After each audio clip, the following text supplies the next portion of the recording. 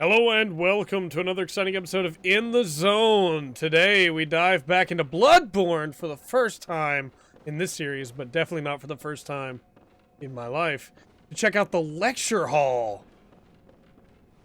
A very strange area and one of my personal favorites from Bloodborne. Are your feet as fat as your wits? Oh, cease this dithering. Take the plunge. Throw yourself to the wolves.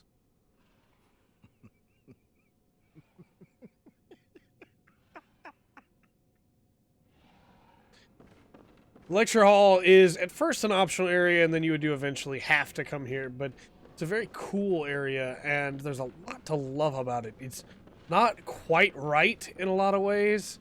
There's all of this equipment everywhere that clearly was used at some point, either in alchemy or in medicine or in an attempt to teach, because again, this is a lecture hall. There are books everywhere, but as you can see, things are not quite right anymore. There are giant jars of eyes and organs. You can break them if you want to, just for fun. You can also roll through them.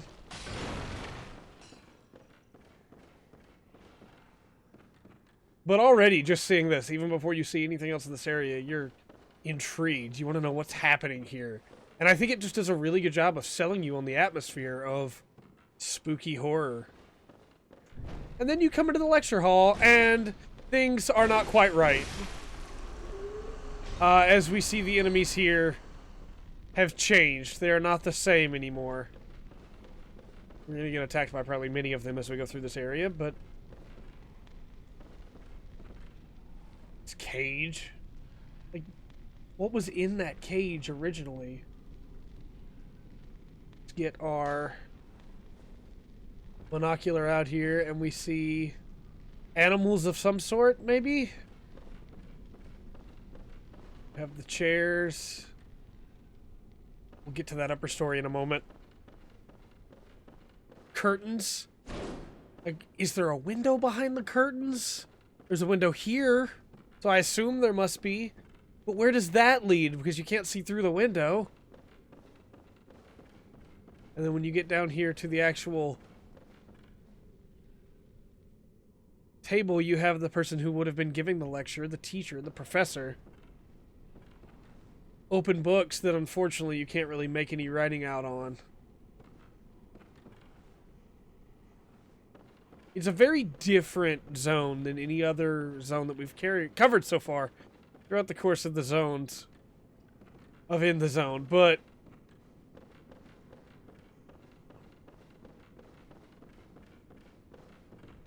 it's a very different zone than any of the rest that we've covered in the series, but it's striking just in how odd it is, and in the question of what happened here. A world that you cannot completely understand because you don't have all the context, and no matter how hard you try, you can't get it. That is what I think the Soul series, and especially Bloodborne, does best. These crazy environments that you want to know everything about them, but you know you're never going to get all those answers. Leads back out into the main hall, obviously. And we have multiple stories. It almost feels like there could be more stories above it, but you can clearly see the roof. That must not be true. You can hear a squelching that makes you wonder what exactly is going on. Another side path down here that goes to nowhere. What were these alleyways used for? Do they store things there, or what?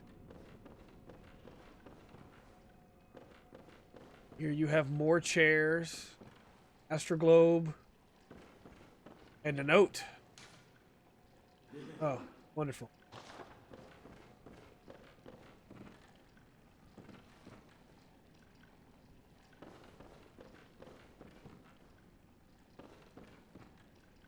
More cages, more vials, more jars overflowing with things inside them.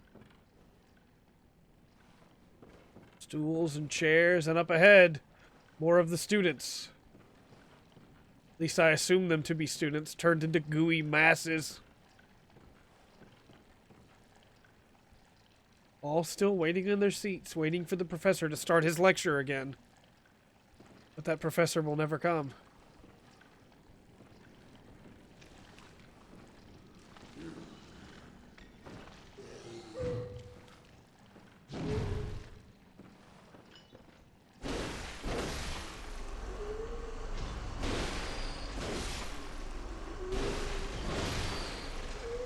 Quickly can be overwhelmed here if you're not careful.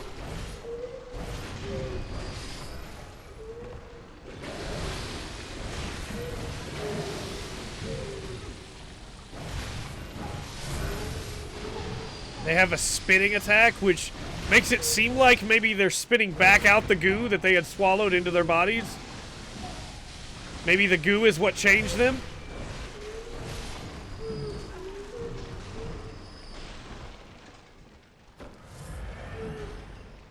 Not quite sure. But it certainly would seem so. It certainly would seem so.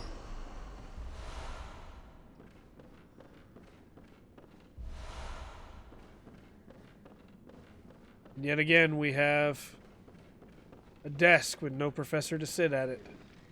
Unfortunately, you cannot take the chair. But these students are too far gone to teach.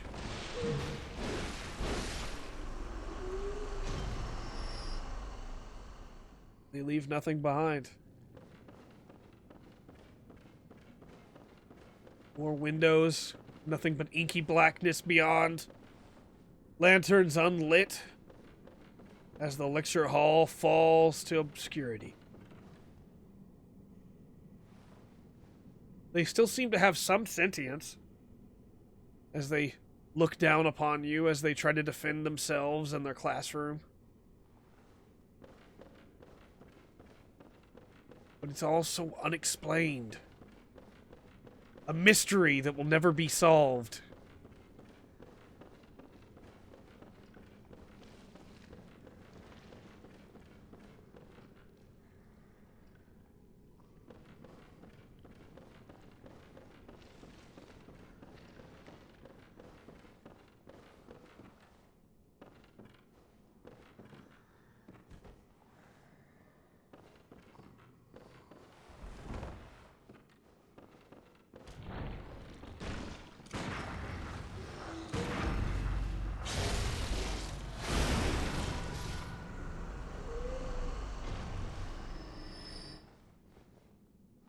And those who died here before they could turn. These seem less like, based on the way they're dressed, seem less like teachers than they could have been, and more like people from the Church of Yarnum. It seems very similar to the church's gown with the white sash. Leads me to believe they might have been hunters. Came here and fell prey to the students. Would have been a solar of sorts. And you can almost make out a path that would have been right there, but there's nothing.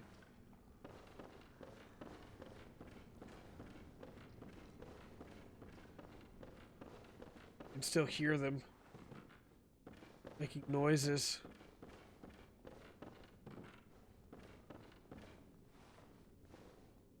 Full of that liquid that the people became. And maybe full of their organs?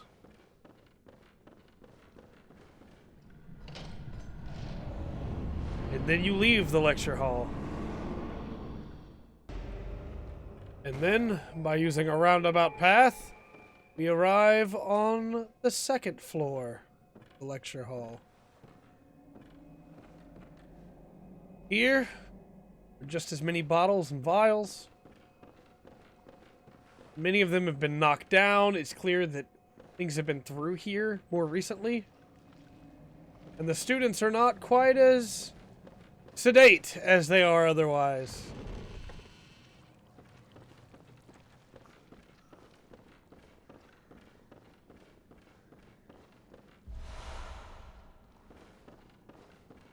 Another solar of sorts.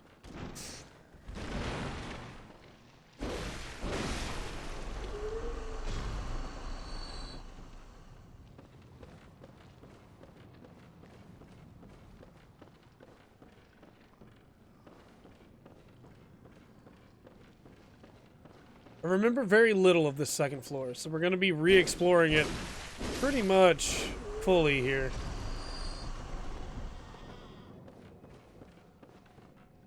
There's the first floor that we were in before.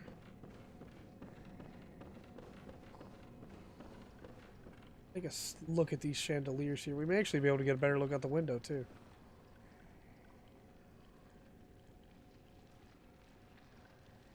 Very nice. Very fancy. Not much information there, but good to see regardless.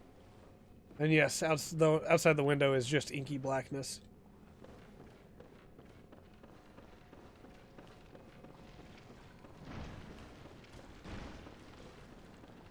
I think they all aggro, even though we're up here. Eventually.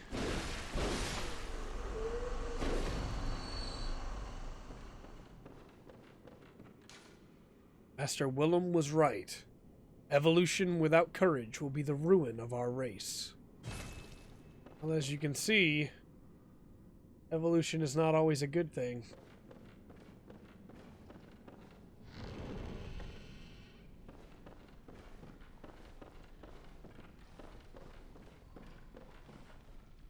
More cages, more vats and jars.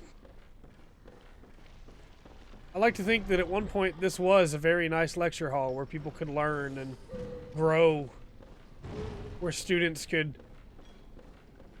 learn all the things they needed to be great doctors or members of the healing church. Now, just these beasts.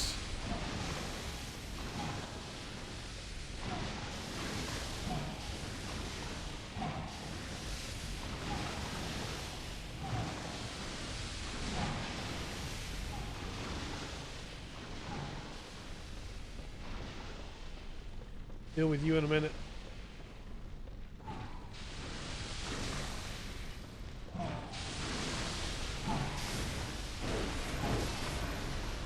I was interested if this was arcane damage or not.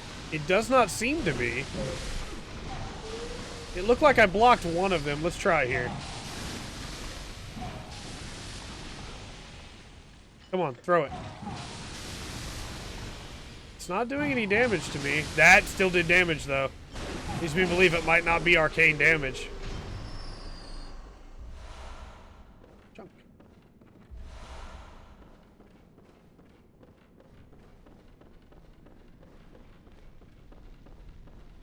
Right. Clear this guy out. And I think, if memory serves, he's just a regular giant from the healing church. He's not gooified in any way. He hasn't been changed.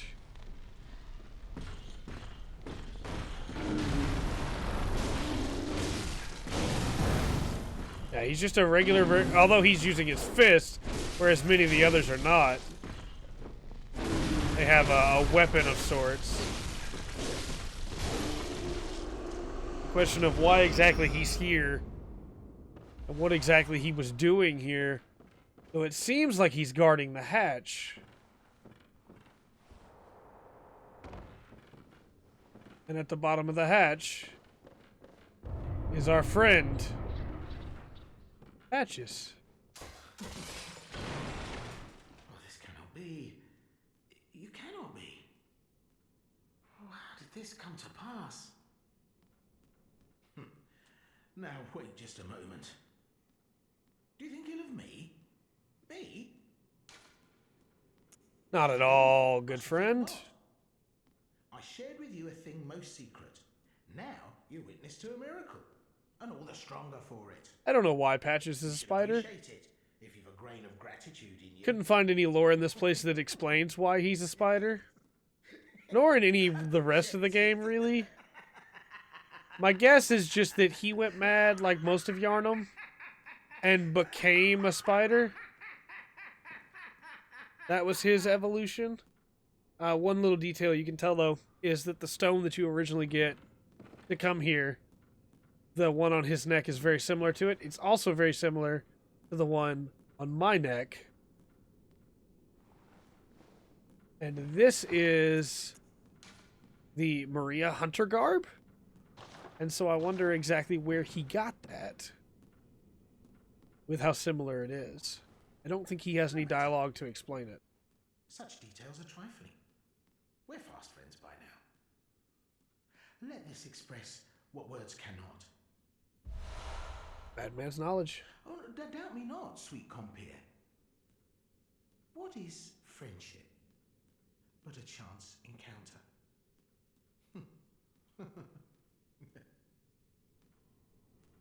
Ah, well met. My apologies, but I feel a profound thought occurring on the good grace of a certain god and the way he meted out his love.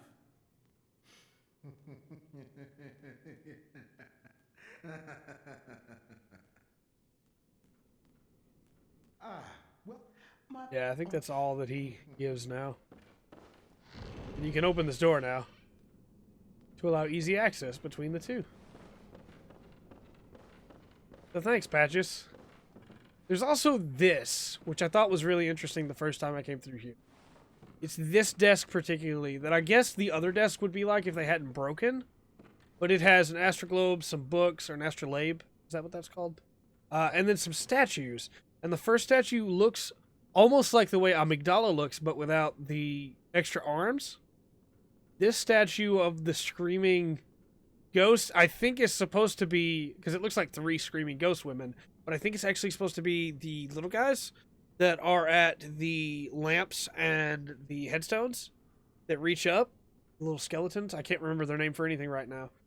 And then you have this statue here of like a creature screaming. This one I couldn't think of what it referenced to, but I thought it was very interesting regardless. And this one looks a little bit like a cleric beast, honestly, but who knows? Let me know your thoughts on all of those in the comment section down below. Also a rocking chair very similar to Willem's rocking chair. But that's the giant cleared out, and he guarding the hatch. Still don't understand quite why he was here. Why a giant of the Healing Church would be here and not fighting against the enemies when the hunters from the Healing Church, or the clerics from the Healing Church, whichever those were killed on the first floor. But regardless.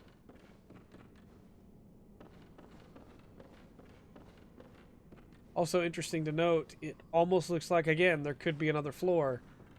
But there just isn't. There's that guy hanging out up there, though. He will fall down in a minute. But I think he only falls down on the bottom floor, actually. Regardless, gives us another chance to get a look at them. And their endless pool that slides out from under their robes.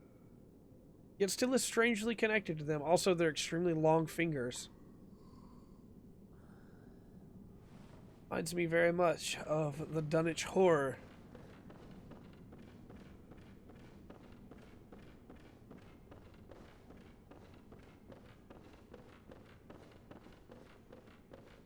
There are a few lamps in this place lit. This is one of them. And I thought this was interesting the first time I was here too. The design under the lamp. I don't know if maybe this is just supposed to be like a very flowery design, or if it's supposed to represent more of tentacles. Or what it is, really. It could very well just be a floral design. But I definitely noticed it my first time through here. Bergenworth. Maybe.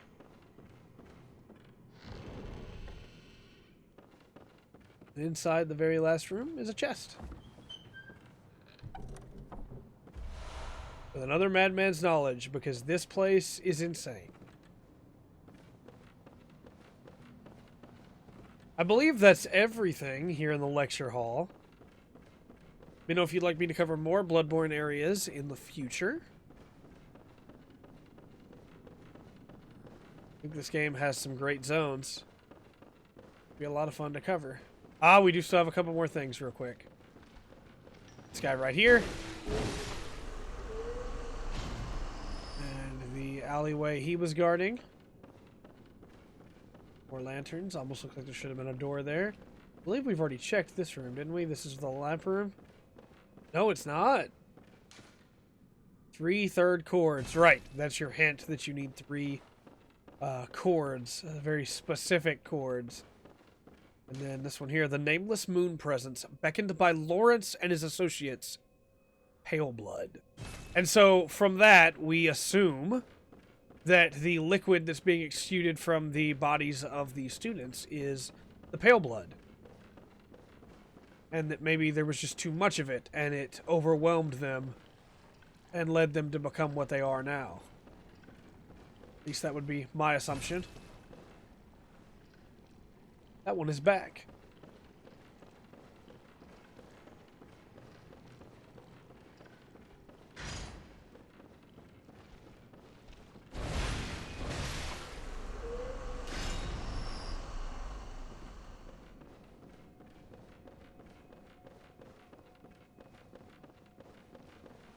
Well, with all that, we will leave out the door here and leave the lecture hall behind us, though it still has many questions that are unanswered. Fear the old blood. The pale blood wound up being just as bad.